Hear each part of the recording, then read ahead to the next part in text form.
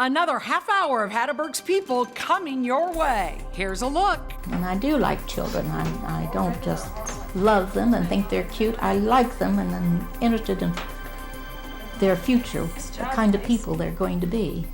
She was one of the pioneers of preschool, teaching and caring for many generations of Wichita children. You'll see why Dorothy Hobson was so loved by so many and set the gold standard for early childhood education in Kansas. Also, you can build a fire and sit and drink beer. People think you're really working then. Don't let him fool you. Blacksmithing is hard, hot work. And Tom Smith loved every minute of it. See how he practiced this old-time profession that was once common, but now is almost unheard of. Plus, I keep saying, Lord, why am I doing this? And I think that there will be an answer someday. what she and her husband did was create something amazing in their backyard. See this charming oasis they called a fantasy garden, a little wonderland that reflects the eclectic tastes of this Southeast Kansas couple. And we'll have this story. If they do stop, then they're probably even more surprised because they see artwork that they don't really expect to see in western Kansas. Back in 1984, Chuck Bonner and his wife Barbara were living a rustic life in a tiny town, making art and selling it for a living. Little did anyone know that this was just the beginning of a journey that would make them famous as both artists and paleontologists. That story coming up. Hello everyone, I'm Susan Peters. And I'm Larry Hatteberg. Those are just some of the stories you'll see this week on Hatteberg's People.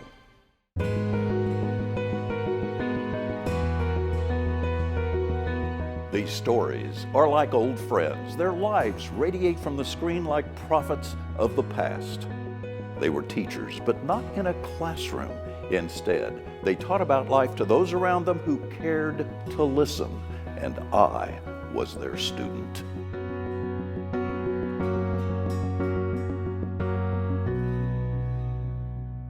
In this world, everybody comes and everybody goes. As we all know, the cycle of life and death is endless. Yeah, back in 2000, a Winfield couple saw what was coming, and they went about life enjoying the simple things while working on two big projects. Well, I think it's going to rain. We've been having a lot of these kind of rains here lately. I got a pretty good shop here to do this work in here. So let it rain, I don't care. It's so easy to get lost on these things. With Arliss busy in his workshop, Alice Bohannon always has time to cross-stitch. Oh boy, yeah. He makes the big things like cedar chests. I like to do it, so that's why it's such a challenge. She makes the small things work. It's something everybody has to face one of these days. Together, they created this. It's been a serious project, too.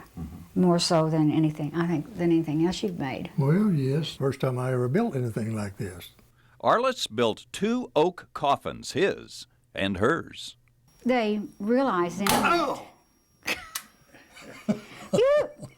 Yeah, below the stitches, looky there. Well, did I do that? Yes, you did. It seems odd to say, but they've enjoyed this project. They keep a stuffed elephant in Arliss's casket, and they've made the lid with a personal touch. This is part of reality. This is part of life.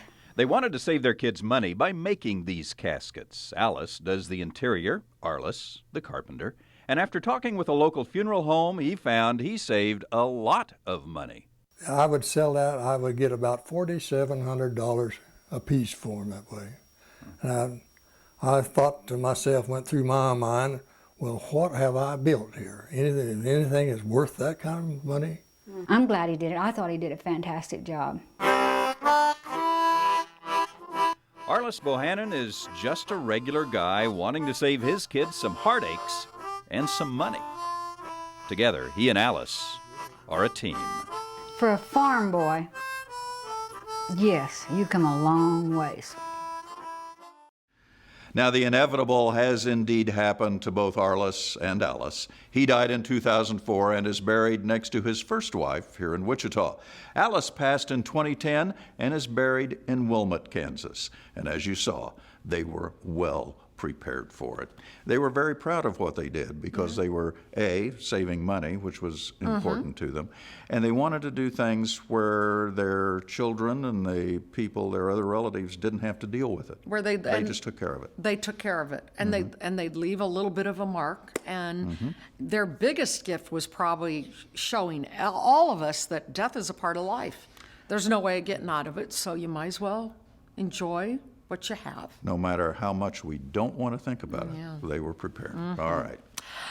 Do you remember your preschool teacher? Chances are you do, if your teacher was Dorothy Hobson. Yeah, she was something else. Dorothy opened a preschool in 1955 and ran it for 45 years. She was a founding member of the Wichita Preschool Association and helped the education department at Wichita State develop curriculum for preschool teachers. She was a wonderful gift to generations of little Kansans. Got a hug from me? Whoa! Be careful of the steps. When I first started, I simply called down to the health department and told them what I would like to do. They sent out the director of the health department, and he visited with us a couple of hours, looked the place over, and said, "You have my blessing, just go." And that's all there was to it. I said, play is a child's greatest learning tool. You cannot better it. Now, they learn a give and take and a cooperation they can't get any other way. Thank you. Okay. I think that the place just really exudes love.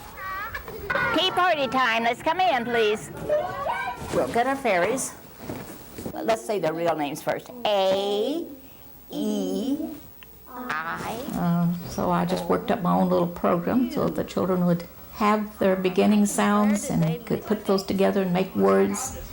And it went on until, no child is pressured to do this. If he doesn't like doing it, then that's all right. He's going to have time to learn reading later. You lost a tooth. Well, okay, we'll leave a hole there for the lost tooth. This is the story of last one home is a green pig. I thought with my knowledge of reading, if I could just give these youngsters a start, if they would know that words are really just sounds put together. That's our story for today. I'll make you some other ones, teacher. And I do like children. I don't just love them and think they're cute. I like them and I'm interested in their future, the kind of people they're going to be.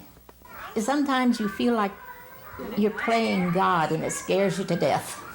Because you never know what you're going to say or do that's going to stay with that child for the rest of his life. Oh, I love you. You do? How much? A lot. Okay, goodbye. I love people. Bye-bye. Bye, sweetie. Goodbye. Bye. Especially the small people. See you tomorrow.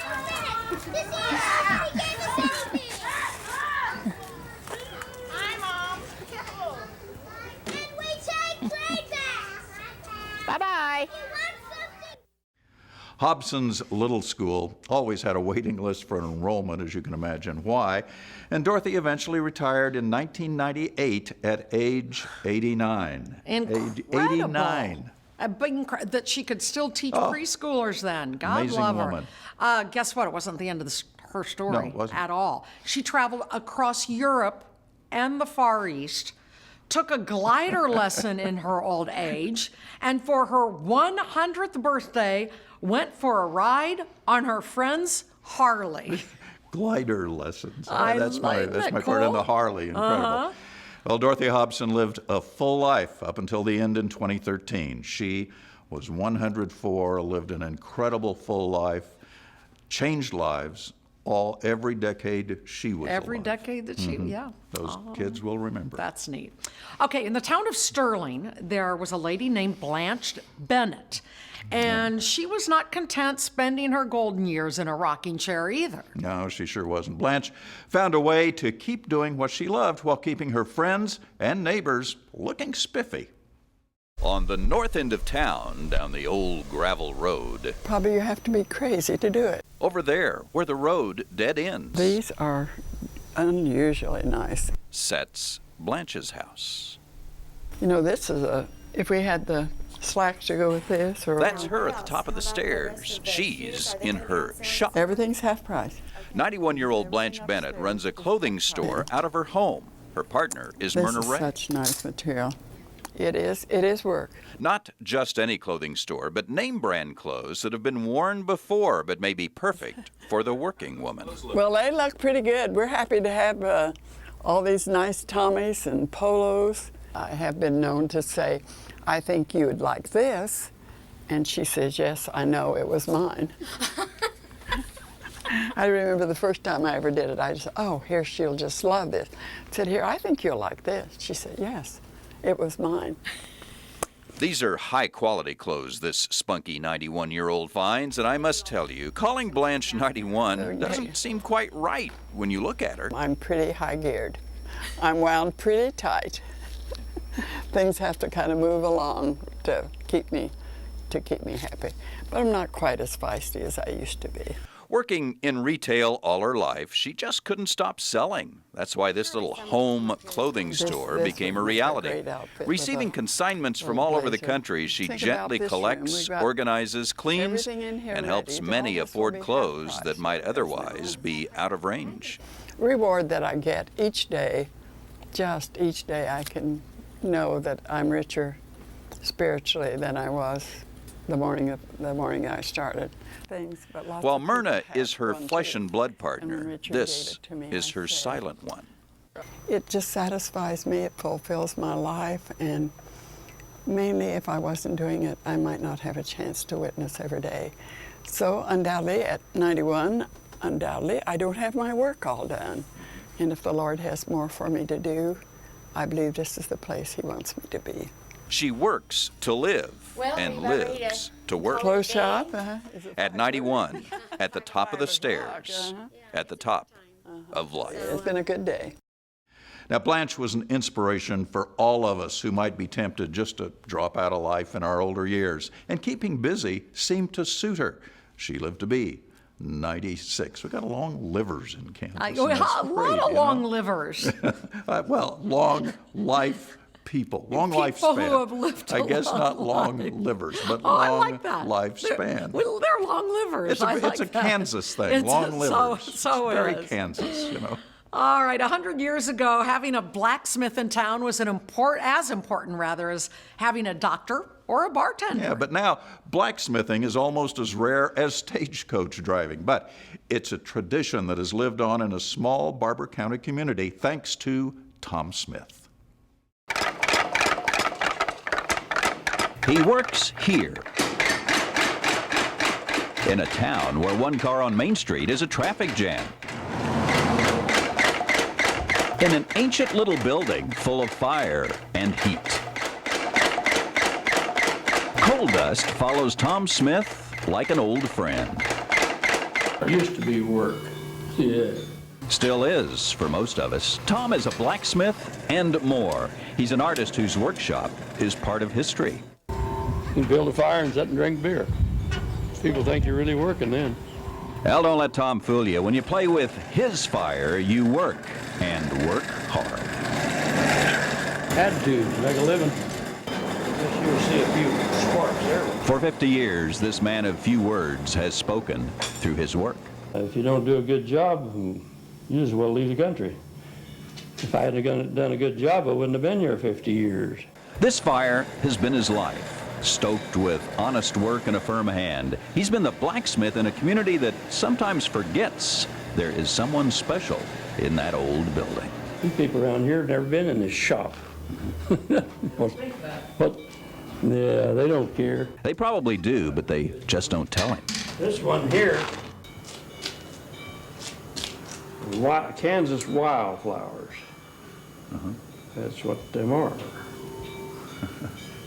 And the first one I made was this rose. And I made that rose and took it over to her, and I said, you don't have to put it, it won't need water, and the petals won't fall off on the floor. And then after that, I went ahead and built these other ones, and built the vase. The vase. This man of the past, crusty, single-minded, and very talented, works the way he wants to work in a place he feels at home. Around anvils, branding irons, bar boot, and with signs that reflect his personality, like work is for people who don't know how to fish, or this is a non-working smoke place, thank you for not working. But it is his art and craft he loves, like these hammers he built. If I go outside to do something, I can pick up the size hammer I want and I go by. See, just spinner and... For us, this is art. Well, it would be to a lot of you people. I guess you could call it that. Some of it is. This is a special place, this little blacksmith shop in Hardner, Kansas. Tom Smith teaches us about patience, about the past, and how art and talent can be showcased in the most unlikely places. Most of all, he teaches the art of hard work. If you do a good job, they'll be back. You don't have to advertise. You don't have to advertise labor. It'll come to you if you do it right.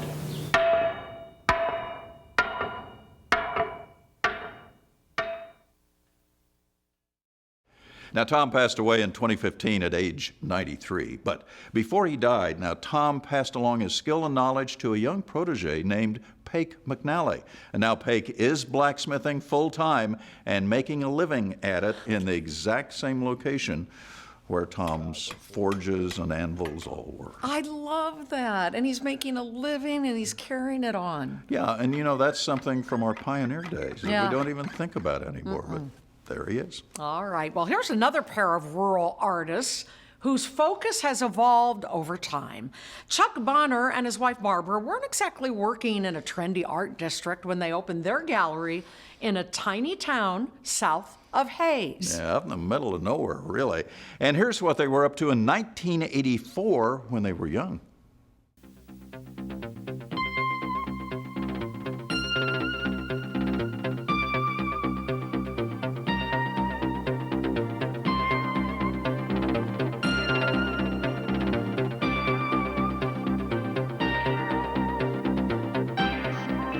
It's this magnificent Catholic church that first catches your eye in Liebenthal. But take a closer look. A few blocks to the north along 183 Highway, and you'll see it. A former service station, now turned art gallery. You always have to get back, and after you paint for an hour or two, just go back and sit and look at it for a while. It is in this most unlikely place that artist Chuck Bonner and his wife Barbara elected to start an art gallery in this little town, in the middle of the country, and for some, in the middle of nowhere. If they do stop, then you know, they're probably even more surprised because they see artwork that they don't really expect to see in western Kansas. Bonner says artists from many cities in the area use the art station as a display point for their work. Currently, much of the work is his own, and to know the Bonner family as artists, you must understand another aspect of their lifestyle. Many of these paintings you see hanging, he doesn't sell. He barters them for goods and services. My dental bills are traded for artwork, which is really nice, and I like to try to trade because I feel like when you trade, you're trading something of yourself for something that somebody else has that they have spent their time to do. They live much like 18th century cottage artists. Their gallery is heated by wood and supplemented with a solar collector. And at home, their back-to-basics lifestyle continues. They bought this property that contained an abandoned house, and they bought it at a reasonable price. $300. Now that's a reasonable price, but no bargain. Abandoned for over a decade, it needed work. In a back-to-basics lifestyle, one has to have more time than money, and a vision. I saw what it could be, rather than looking at what it was. Inside, they do their cooking on an old wood stove. It's pretty nice. I like it a lot. course, we share cooking meals and stuff, so I'm not the only cook in the house either. Their home-built passive solar heating and cooling devices are in every way energy efficient. Their home, though, is not the picture of suburbia. Oh, I don't know if they call us hippies, more like crazy, but now we're business people too, so we're, you know, on the up and up. We're business entrepreneurs now. Yeah. So it's sometimes like beating your head against the wall. I mean, I don't put a value on my lifestyle. I don't try to say that I'm better than somebody else, but sometimes I don't understand why certain people do the things they do, just because it's the way everybody else does it. Depending on your point of view, the Bonners may just be eccentric artists, or they may be pioneers in the way we'll all live in the future. This is Laurie Hatteberg. Now that was 35 years ago. Now, you know, normally I'll take a toothbrush and I'll just kind of go like that and clean it up. Chuck and Barbara's focus has become fossil art, which they display at their Keystone Gallery that they opened in 1991. Great place. Mm-hmm. It's located, though, out in the country in a former church north of Scott City. I am there. You should be. That area is a treasure trove for fossil hunters. Chuck and Barbara collect the remains of dinosaurs and other prehistoric creatures and present them as amazing art. Yeah, and they've gotten national attention from all their work and their little gallery out in the middle of no man's land in far western Kansas. If you get out that way, you should find it on the internet, go to that location, and you will be rewarded with ancient history and two people who really care about what they do. You know what is amazing to me is that they have fossils probably from the lake that was once Kansas, because Kansas was once covered by an ocean. Water, an Yeah. ocean. So I bet there are a lot of those out there. Oh, too. there are, and there you can see them all in their little place out there. Look for it on the internet. Okay. The couple in this next story created their own little backyard escape, a charming little retreat where their creativity thrived. Yeah, this story is from 1993.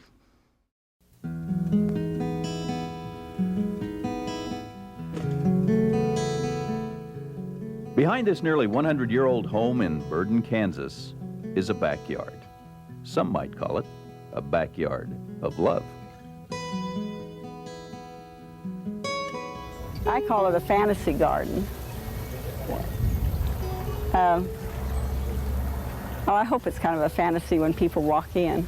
She likes, she likes to get ideas, and we did it kind of year by year. We built, like, that was one year, and that was one year, and that was another year, and none of it's all in the same, hardly. Like I say, it's been about 6 or 7 year project. Nita and Beechner Brunton have created a wonderland in their backyard. Together, they've built a tiny church, a school, a log cabin, created rows of flowers, waterfalls, and added statuary to create a scene that is more fantasy than real. I've always liked to dig in dirt. Even with my brother, when he was small with his cars, we'd dig little roads. No, I like to, I've always been an outdoor person. Although I like sewing and things like this, but I've always been a tomboy. You know, when you started, I didn't realize it was going to be this big. I keep saying, Lord, why am I doing this? And I think that there will be an answer someday. People come here and they say, oh, it's just too much work, it's too much, but I still maintain it isn't after you get it all. We don't, well, a lot of times we'll go nearly all week and you don't do hardly anything out here. For Nita, the log cabin is her favorite part of the garden. I think I like old things, and it's fun, and I like to do country wood work and stuff, but I like the old times. She's the architect, I guess you'd say. She's kind of, she gets the ideas. He helps me all the way. I mean, so we're in it together. So it's the companionship and he never complains. They are both retired, so this garden is their work and their life, and sharing it with others is their joy. If I open the gate, they're not expecting to see this. It's fun to watch their expressions. I really don't think it's all that night, but other people come say it is, so it's all right.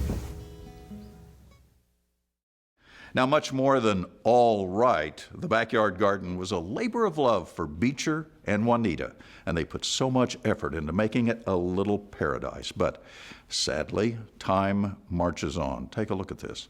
Juanita passed away in 2009. Beecher died in 2016, and that's when these photos were taken as their house was put up for sale. A fantasy garden, no more.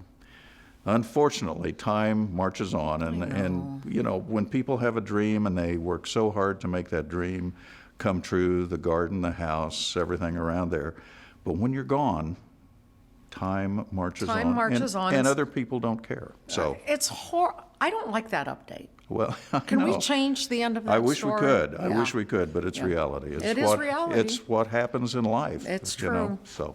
Little philosophy from Susan Okay, we're and going Larry. to lift you up in the next show. Okay, that's a wrap for this week. More great stories, thanks to Larry. Hatteberg's People at kpts.org is the email that you need to jot down if you have a question or comment. We enjoy hearing from you. Until next time, I'm Susan Peters. And I'm Larry Hatteberg. It was so great to have you join us. We'll see you again soon.